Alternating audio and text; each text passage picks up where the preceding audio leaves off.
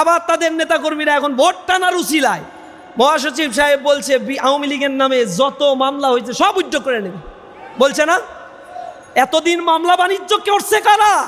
মামলা বাণিজ্য করে কোটি কোটি টাকা লুটপাট করা শেষ, আওয়ামী লীগের কাছ থেকে সব বন্দোবস্ত করা শেষ। এখন তাদের নামের মামলাগুলো উদ্যোগ করে ফেলতে হবে, এখন লাগবে ভোট। এই হচ্ছে তাদের চরিত্র। গণভোটের কথা বলে হচ্ছে এখন পেঁয়াজের সংরক্ষণাগার, এটা খুব জরুরি, গণভোট করে টাকা নষ্ট করা যাবে না। তো গণভোটে কত টাকা খরচ হবে? 1000 কোটি টাকা। ওটা তো ঢাকা শহরে তারা একদিনেই লুটপাট করে। কিন্তু জুলাইয়ের এই আন্দোলনকে আমরা দেখেছি আবার বেহাত করার জন্য একটা পক্ষ উঠে পড়ে লেগেছে। আমরা দেখেছি বাংলাদেশে এমন সিচুয়েশন কখনো হয়নি যে একটা সরকার ক্ষমতায় রয়েছে কিন্তু ইনভিজিবল হ্যান্ড, অদৃশ্য হস্তে আর একটা লোকের ইশারায়, দলের ইশারায় রাষ্ট্রযন্ত্র পরিচালিত হচ্ছে। এ জনগণ দেখেছে ক্ষমতায় একজন বসেছে কিন্তু আর একটা দল প্রচ্ছন্নভাবে মনে করছে তারাই ক্ষমতা মূলত দখল করে আছে। ক্ষমতা সাংবিধানিকভাবে গ্রহণ করার আগেই, পাকাপোক্ত করার আগেই যত অপকর্ম তারা সংবিধানের ক্ষমতায় যাওয়ার পরে করতে পারত, সব কিছু তারা ইতিমধ্যে ট্রায়াল অ্যান্ড এরর দেখানো শেষ তাদের।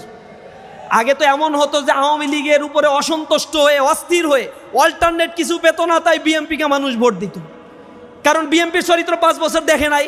আবার যখন 5 বছর বিএনপি সেই লুটপাট করছে, তার এগেইনস্টে গিয়ে আবার আওয়ামী লীগকে মানুষ ভোট দিত, উপায় অন্ত পেত না, কারণ এখানে বেটার অপশন তাদের কাছে ছিল না।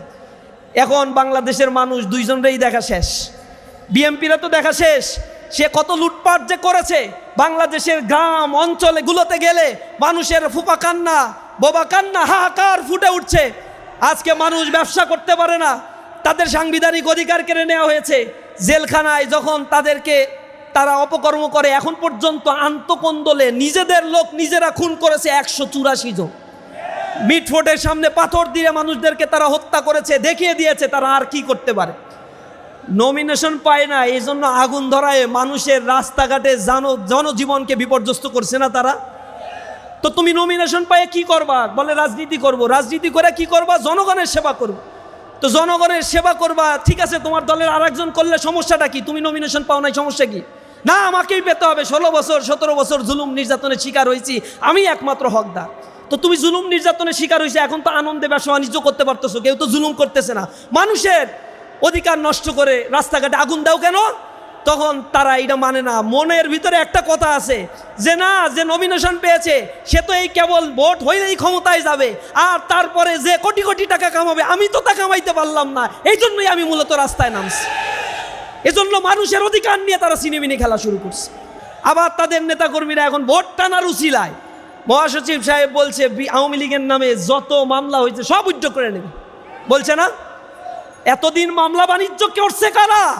মামলা বাণিজ্য করে কোটি কোটি টাকা লুটপাট করা শেষ, আওয়ামী লীগের কাছ থেকে সব বন্দোবস্ত করা শেষ। এখন তাদের নামের মামলাগুলো উদ্যোগ করে ফেলতে হবে, এখন লাগবে ভোট। এই হচ্ছে তাদের চরিত্র। এগুলো এই দেশের জন্য কখনোই তারা কোনোদিন চিন্তা করে নাই। যখনই ক্ষমতায় এসেছে তখনই এই দেশকে দুর্নীতির স্বর্গরাজ্যে তারা পরিণত করেছে। তাদের সাথে জামাত ইসলামী জোটবদ্ধভাবে ক্ষমতায় ছিল। জামাতের যে এমপি মন্ত্রীরা ছিল, সার্চ লাইট দিয়ে দুদক, অ্যান্টি করাপশন গঠন করেও জামাত ইসলামীর মন্ত্রীদের নামে 4 আনা পয়সার দুর্নীতি তারা খুঁজে পায় নাই। তাহলে জোট সরকারের আমলে দুর্নীতি করছে কারা? 1 নম্বর তালিকায় কারা নিয়ে গেছে? কত লোপাট তারা করেছে। আবার বাংলাদেশে অনিবার্য এক ক্ষতির দিকে আবার বাংলাদেশকে তারা নিয়ে যেতে চায়। সংস্কার মানে না, নোট অফ ডিসেন্ট দিয়ে বসে আছে। গণভোটের কথা বলে হচ্ছে এখন পেঁয়াজের সংরক্ষণাগার, এটা খুব জরুরি, গণভোট করে টাকা নষ্ট করা যাবে না। তো গণভোটে কত টাকা খরচ হবে? 1000 কোটি টাকা। ওটা তো ঢাকা শহরে তারা একদিনেই লুটপাট করে, একদিনেই চাঁদাবাজি করে 1000 টাকা। এটার জন্য জনগণের অধিকার নিয়ে সিনেমিনি খেলে। তা আমি বলি, যদি এইটাই হয় তাহলে জাতীয় ইলেকশন করার কি দরকার? কম্প্রোমাইজ করে একটা সরকার চালাইলেই তো হয়। 3000 কোটি টাকা জাতীয় ইলেকশনে কেন খরচ করতে হবে? এটা আবার না, কারণ নির্বাচনের যখন গণ অভ্যুত্থান হয়েছে 7 তারিখে তারা বিশাল সমাবেশ করে কার কাছে যে কি চাইছে আল্লাহই ভালো জানে, বলে যে নির্বাচন দিতে হবে। সংস্কার এগুলো চিন্তাও তাদের মাথায় নাই। তারা মূলত সংস্কার বিদ্বেষী। আমরা বলতে চাই, এই বাংলাদেশে যারা জুলাই আন্দোলনের নেতৃত্ব দিয়েছে, রক্ত দিয়েছে, তাদের দাগ এখনো শুকায় নাই। থকথকে সেই রক্তের ছাপগুলো আমাদের চোখে এখনো ভাসছে। শহীদের কণ্ঠস্বরগুলো আমরা এখনো শুনতে পাই। মায়েদের বোবা কান্নাগুলো আজ আমাদের কলিজার অন্তর চিরে যায়। এখনো এই রক্তের উপরে দাঁড়িয়ে যারা বেঈমানি করবে তাদের বিরুদ্ধে ছাত্র জনতা আগামী দিনে আবার দুর্বার আন্দোলন করে তুলবে। জনগণের রায়ের তোয়াক্কা তারা করে না, তারা এখন সন্ত্রাসী বাহিনী পুষছে। জেলখানা থেকে দেখছেন বের হয়ে গেছে। নাসিম ওসমান ছিল একটা, শামীম ওসমান নারায়ণগঞ্জে খুব হুমকি দামকি দিত, বোরকা পরে পলাইছে। এখন তার রিপ্লেস আর এক সন্ত্রাসী হয়েছে, সেটা আবার বিএনপি করে। বাংলাদেশের সব জায়গায় এরকম সন্ত্রাসীর একটা ফ্যাক্টরিতে তারা পরিণত করেছে। কারণ ভোট ছিনতাই করতে হবে, লুটপাট করতে হবে। একদিনে গণভোট হইলে, গণভোট যদি আগে হয় তাহলে সমস্যাটা কোথায়? সমস্যাটা হইল যে আগে গণভোট হইলে অনেক কিছু চুরি করতে পারবে না, তাহলে জনগণ ফুঁসে উঠবে। এ কারণে যা হবার একদিনেই হবে, একদিনেই সব লুটপাট করে যা হয় ক্ষমতা দখল করবে। এই চিন্তায় গণভোট আর নির্বাচন একই দিনে হইতে হবে তাদের। তারা উপনির্বাচন, তারা ওই যে আপনারা দেখছেন ইউনিয়ন পরিষদের নির্বাচনের কথা বলছে, না না এটা লাগবে না। উপজেলা নির্বাচন তাও লাগবে না, শুধু লাগবে ক্ষমতায় যাওয়ার জন্য যে নির্বাচন ওইটাই লাগবে তাদের। জনগণের ম্যান্ডেটকে আসলেই তারা পছন্দ করে? এখন জনগণের কাছে সেই কথাগুলো তুলে ধরতে হবে। বাংলাদেশে যে দুর্নীতির আঁকড়া তৈরি হয়েছে, জনগণ এখন আতঙ্কিত, ঘরে ঠিক মতো ঘুমাতে পারছে না, জীবনের নিরাপত্তা নাই। একটা মানবিক বাংলাদেশ গড়ে তোলার জন্য একমাত্র বাংলাদেশের শেষ ঠিকানাই বাংলাদেশ জামাত ইসলামী। সুতরাং মানুষের কাছে গিয়ে এখন বলতে হবে, আমরা নিজস্ব কোনো এজেন্ডা বাস্তবায়নের জন্য, ব্যক্তির খায়েশ পূরণের জন্য আমরা কোনো দলের জন্য আমরা ভোট চাই না। আমরা আমাদের দেশকে ভালোবাসি, এই দেশের সার্বভৌমত্বকে আমরা লালন করি। সুতরাং এই দেশটাকে যদি মর্যাদা সম্পন্ন, মানবিক মূল্যবোধ সম্পন্ন একটি দেশে গড়তে হয়, আজকে বেকারত্বের একটা বিশাল সমস্যা, 30 লক্ষ বেকার যুবক আমার দেশে ঘুরে বেড়ায়, তাদের এখন বন্দোবস্ত করা জরুরি হয়ে পড়েছে। আওয়ামী ফ্যাসিবাদের সময় উন্নয়নের মহাসড়কে মানুষকে উঠিয়ে দিয়েছে, রেল লাইনের বেয়ারিং প্যাড খুলে গিয়ে মানুষ মারা গেছে 1.5 বছরের ব্যবধানে।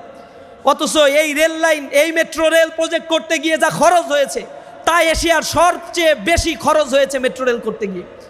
ইভেন ভারতে যে মেট্রো রেল প্রজেক্ট, একই প্রজেক্ট বাংলাদেশে হয়েছে, কিন্তু 5 গুণ বেশি টাকা দিয়ে বাংলাদেশের মেট্রো রেল প্রজেক্ট করা হয়েছে। বাংলাদেশের পদ্মা সেতু, এলিভেটেড এক্সপ্রেস কোটি টাকা লোপাট করেছে উন্নয়নের মহাসড়কে উঠিয়ে দিয়ে। এই ফ্যাসিজম বাংলাদেশকে দেউলিয়া করে দিয়ে চলে গেছে। যুব শ্রেণীর এম্পাওয়ারমেন্ট করে নাই, তাদের কর্মসংস্থান সৃষ্টি করে নাই, শিক্ষা ব্যবস্থাকে গোড়া দিয়ে তারা ধ্বংস করে দিয়েছে। সামাজিক একটা বিভাজনের রেখা টেনে চেতনার বলিয়া উড়ায় বাংলাদেশের মানুষের মধ্যে এক বিভাজন তৈরি করেছে। সুতরাং জনগণ এখন তাদের ফন্দি বুঝে গিয়েছে। আজকে আমাদেরকে দায়িত্ব হলো জনগণের কাছে গিয়ে গিয়ে আমাদের কথাগুলো বলা, নতুন বাংলাদেশের স্বপ্ন দেখানো, তাদের পাশে গিয়ে দাঁড়ানো। আমরা আগামীর দেশ নিয়ে স্বপ্ন দেখি, এই দেশ হবে বাংলাদেশের বুকে আত্মমর্যাদা সম্পূর্ণ একটি সমৃদ্ধশালী বাংলাদেশ। ইনশাআল্লাহ বাংলাদেশ জামাত ইসলামীর নেতৃত্বে আগামী সরকার গঠনের মধ্য দিয়ে এই দেশটি পৃথিবীর বুকে 5 বছরের ব্যবধানে একটি সমৃদ্ধশালী ট্রিলিয়ন ডলারের এক ইকোনমিকে পরিণত হবে ইনশাআল্লাহ। সবাইকে সে আগামীর অনিবার্য সেই সফলতা নিয়ে আসার জন্য সকলের প্রচেষ্টা অব্যাহত রাখার উদাত্ত আহ্বান জানিয়ে আমার কথা শেষ করছি। আসসালামু আলাইকুম ওয়া রাহমাতুল্লাহি ওয়া বারাকাতুহু।